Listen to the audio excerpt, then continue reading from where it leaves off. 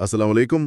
آج ہم ایک ترک ڈرامے آئینہ میں اجنبی یعنی آئینہ کی یبانجی کی پہلی قسط پر بات کر رہے ہیں، خاص طور پر جو کچھ اس کی یوٹیوب ٹرانسکرپٹ سے ہمیں پتہ چلا ہے۔ وعلیکم السلام۔ جی، یہ کہانی بظاہر تو ایک چمکتے دمکتے خاندان کی ہے، لیکن جیسے جیسے پڑھتیں کھلتی ہیں بالکل، تو اصل میں نیچے بہت کچھ چل رہا ہے۔ ہمارا مقصد آج یہی ہے کہ اس کہانی میں جو گہری نفسیاتی جذباتی کشمکش ہے اسے ذرا سمجھا جائے، خاص طور پر عذرا کا کردار، وہ جس صدمے سے گزری، پھر اس کا بھاگنا، سرجری، ایک نئی زندگی کی کوشش۔ جی، اور وہ مسلسل خوف جو اس کے پیچھے لگا ہوا ہے۔ ہاں، اور دوسری طرف اس کا شوہر ہے امیر خان۔ امیر خان، اس کا تو بالکل ہی الگ معاملہ ہے۔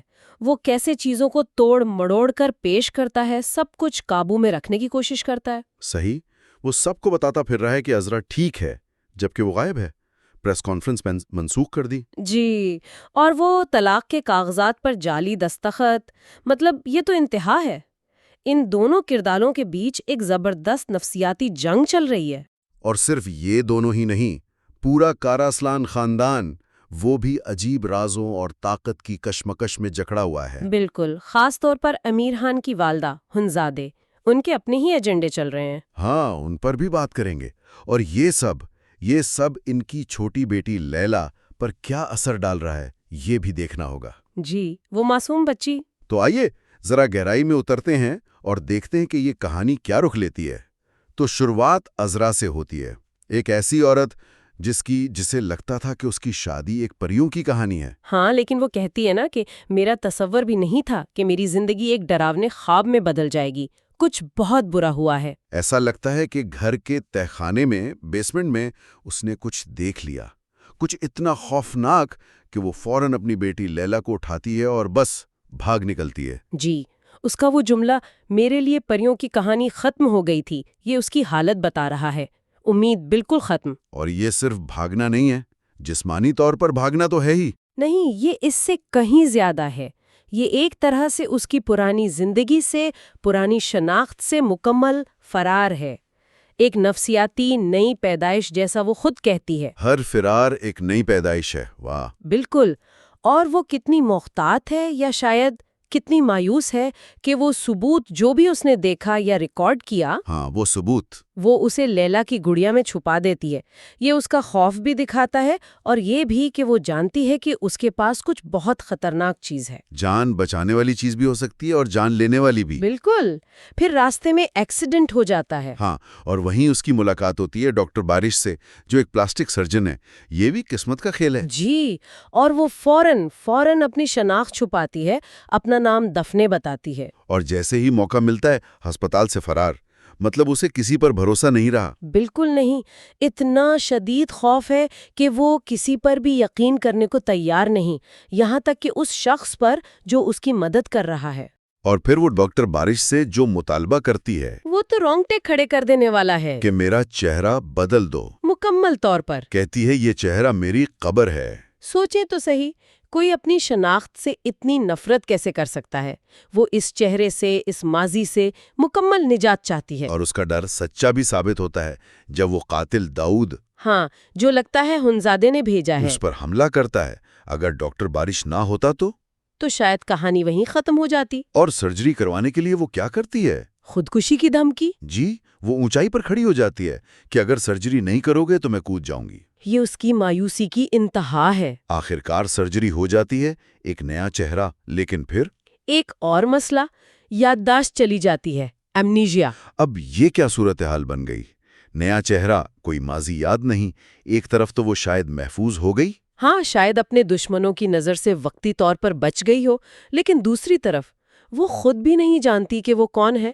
وہ کس سے بھاگ رہی تھی؟ اس کی بیٹی کہاں ہے؟ کچھ یاد نہیں۔ کچھ بھی نہیں، بس چند ٹوٹی پھوٹی چیزیں، وہ ایک رومال جس پر کے لکھا ہے، کپڑوں پر خون کے دھبے، اور بس ایک انجانا سا بوجھ۔ ان اشاروں سے وہ کیسے اپنی کہانی جوڑے گی؟ یہی تو اصل چیلنج ہے۔ یادداشت کھونے سے پہلے اس کا ایک مقصد تھا، بیٹی کو پانا، خاندان کو بے نقاب کرنا۔ اب تو وہ مقصد بھی یاد نہیں۔ اب اس کی جنگ اپنی ذات سے ہے، اپنی شناخت تلاش کرنے کی۔ یہ تو ہوئی عذرا کی بات۔ اب ذرا امیر خان کو دیکھتے ہیں، وہ کیا کر رہا ہے؟ امیر خان تو بالکل الٹی گنگا بہا رہا ہے۔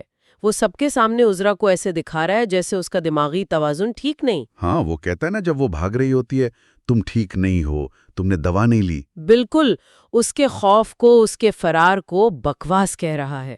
یہ تو صاف صاف گیس لائٹنگ ہے. یعنی دوسرے کو اتنا الجھا دو کہ وہ خود شک کرنے لگے کہ کہیں میں ہی تو پاگل نہیں. جی ہاں، اور فوراً اپنی طاقت استعمال کرتا ہے. گیٹ بند کرواؤ، آدمی بھیجو، اسے ڈھونڈو، لیکن یہ سب چھپ کر. اور عوام کے سامنے، میڈیا کے سامنے. اوہو، وہاں تو وہ ایک شفیق پریشان شوہر ہے. پریس کانفرنس میں جب پوچھا جاتا ہے تو آرام سے جھوٹ بول دیتا ہے کہ وہ امریکہ میں ہے سرجری کے لیے. جی، جبکہ اسے خود نہیں پتا وہ کہاں ہے، اور وہ اسے ڈھونڈنے کے لیے زمین آسمان ایک کر رہا ہے. یہ دوہرا معیار بہت کچھ بتاتا ہے اس کے کردار کے بارے میں.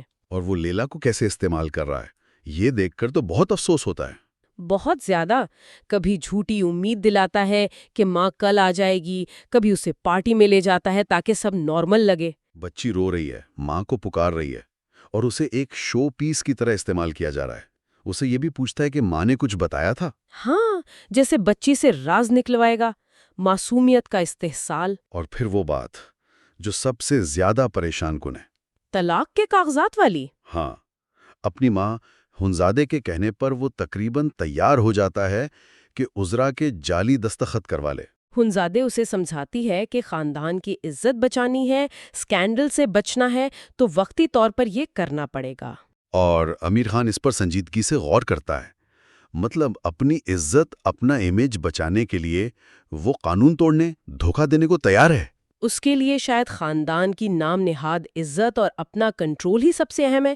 بیوی جائے بھاڑ میں. واقعی یہ کاراسلان خاندان، یہ تو ایک جال لگتا ہے، رازوں کا، جھوٹ کا، اندرونی لڑائیوں کا. بالکل.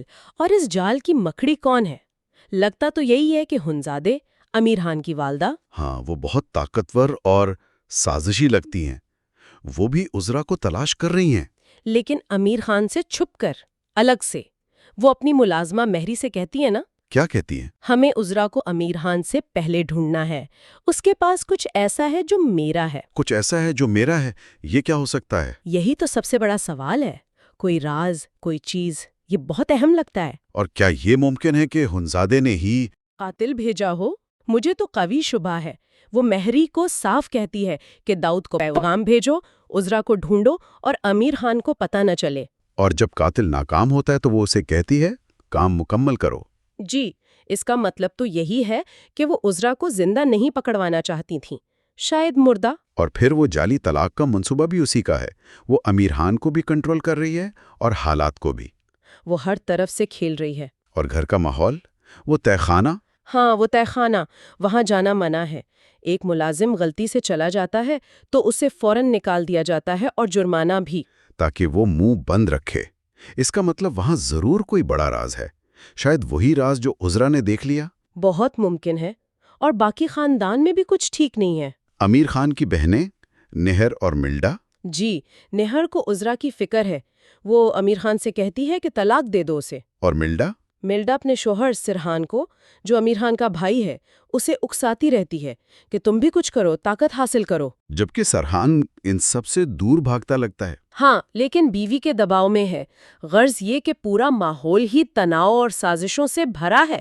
اور اس سارے کھیل میں، ان ساری سازشوں میں وہ ایک چھوٹی سی جان، لیلا. ہاں، سب سے معصوم اور شاید سب سے زیادہ متاثرہ. پہلے ماں کے ساتھ وہ خوفناک فرار، پھر ماں کا غائب ہو جانا، اور گھر میں یہ عجیب سا ماحول. وہ بچی تو بالکل ٹوٹ گئی ہے.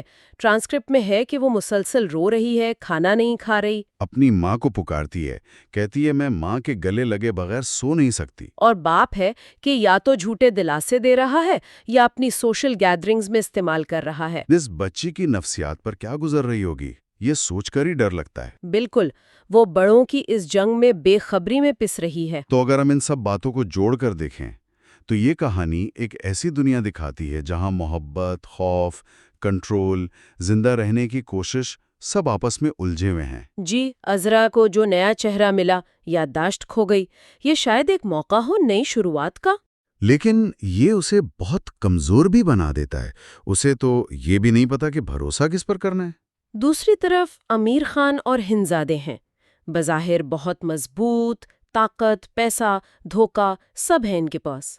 لگتا ہے سب کچھ ان کے کنٹرول میں ہے. لگتا ہے، لیکن ایک چیز ہے جو شاید ان کے کنٹرول سے باہر ہے، وہ راز. جو ایزرا کے پاس تھا؟ ہاں، اور جو شاید اب بھی لیلا کی گڑیا میں چھپے فون میں ہے. اگر وہ سامنے آ گیا تو سارا کھیل پلٹ سکتا ہے. بالکل. لیکن کیا ایزرا اپنی کھوئی ہوئی یادداشت کے ساتھ کبھی اس راز تک پہنچ پائے گی؟ یہ ایک بڑا سوال ہے. صحیح کہا. اور آخر میں میرے ذہن میں ایک خیال آ رہا ہے، جب کوئی انسان اس حد تک مجبور ہو جائے کہ اسے اپنی شناخت، اپنا چہرہ تک بدلنا پڑے صرف زندہ رہنے کے لیے، تو کیا اسے واقعی آزادی مل جاتی ہے؟ کیا ماضی سے مکمل فرار ممکن ہے؟